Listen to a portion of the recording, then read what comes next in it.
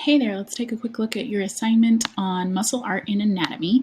And to do this assignment, you're going to have to select one of the links. If you hover over them, you will find that they will give you a preview of the image that you might be labeling for this assignment. So check those out. These all represent kind of famous classic sculptures in the art world across the world. And so if you did a quick Google search, many of these would pop up. Your job is to open one of these up. When you do, you should be portaled to a document. You're going to have to make a copy for yourself. So go to File, make a copy. Once you've made your copy, you may want to rename it with your name and then direct it using this folder to the folder that you're going to want to keep it in. Once you've done that, you should have a workable copy that is not view only. Once you see that, you should be able to edit. And when you edit, here's some tips on using Google Draw. First, this background is transparent. And so to make your labels stand out, you can just go to right click or control click. Right click or control click on the background and then select the background color that you want. You can use any of these colors, the gradient, or create a custom background of your own. We'll just pick this. And now my label should stand out. You may want to remove these different labels here, so you can take those out. You can replace the instructions with your name. If you want to change the look of your text boxes, you can select the box. You can change the color inserted, and you can also change the line color around the border. And you can change the border weight to make it stand out. You can also change the font size. So if you select the whole box, it'll change everything inside of the box. Or you can go in and you can click on the individual text and highlight it and then change things just like you would in a Word document. When you have finished your text box, you can kind of put that out of the way, and then now it's time to label.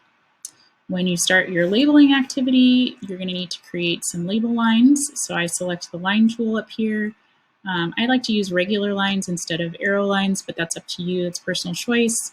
Make sure that you have the crosshair, then you know you're able to label, and then I'm going to find a muscle that I want to label. In order to do that, I might look at my reference materials. So go into your lesson materials and check out your text.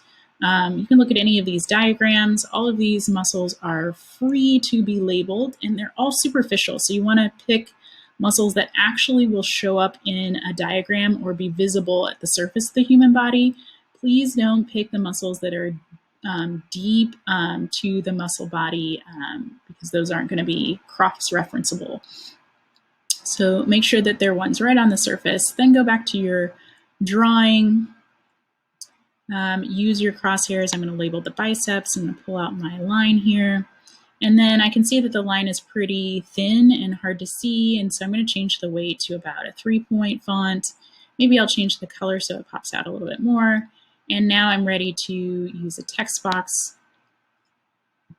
to label biceps brachii. Use the whole name because we know those are indicating the name of the muscle, where it's found, its origins and insertions, and all kinds of location information. So make sure you have the whole name there and that it's spelled correctly.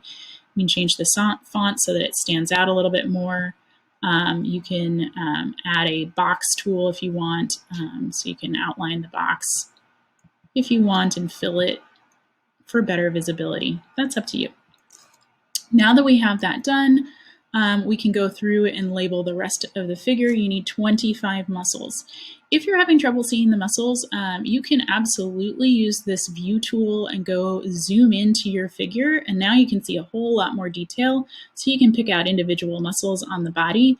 You can also use accessory figures in the scene, so if there's another person in this sculpture, you can absolutely label parts on that sculpture as well. And let's say you're still having difficulty. Let's zoom back out. Oh, by the way, if you are labeling in the zoomed in version, then when you zoom out, you want to make sure that your labels are still visible, your lines are still visible, and your font is not too small. So let's say you're still having difficulty finding 25 muscles to label.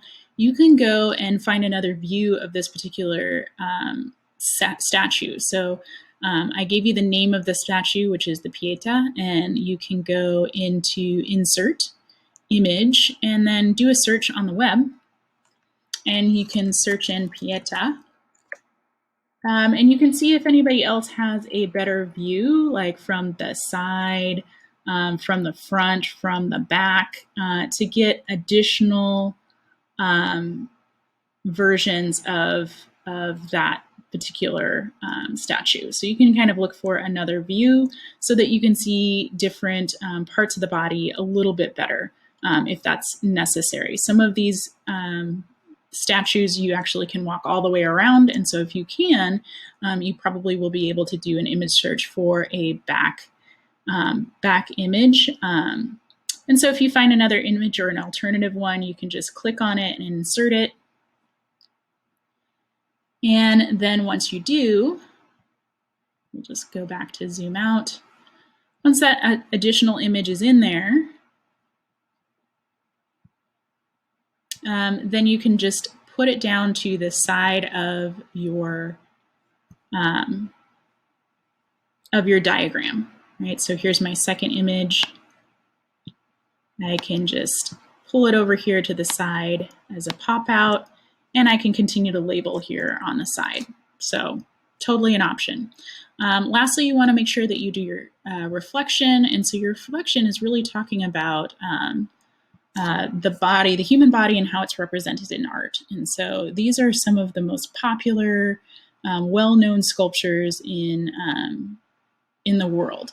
And they are made by a certain body of artists. They represent the body in a certain way. And so I want you to think, how are bodies represented in classical art? Which forms seem to be most canonized and popularized? What do we see the most of in those Google searches? Who is represented and who is not? Which artists are represented and which are not? And do you think that what you're seeing in your sculpture or in the others that you might have previewed, do you think that they accurately represent the diversity and beauty of the human form and human bodies well today? And if so, why or why not? So go ahead and get labeling, get your 25 figures labeled clearly, add additional views if you need to, customize your colors and fonts and label lines, add your reflection, and I'm looking forward to reviewing it. Hope this helps, and I'm free at office hours if you need additional assistance. We'll see you next time.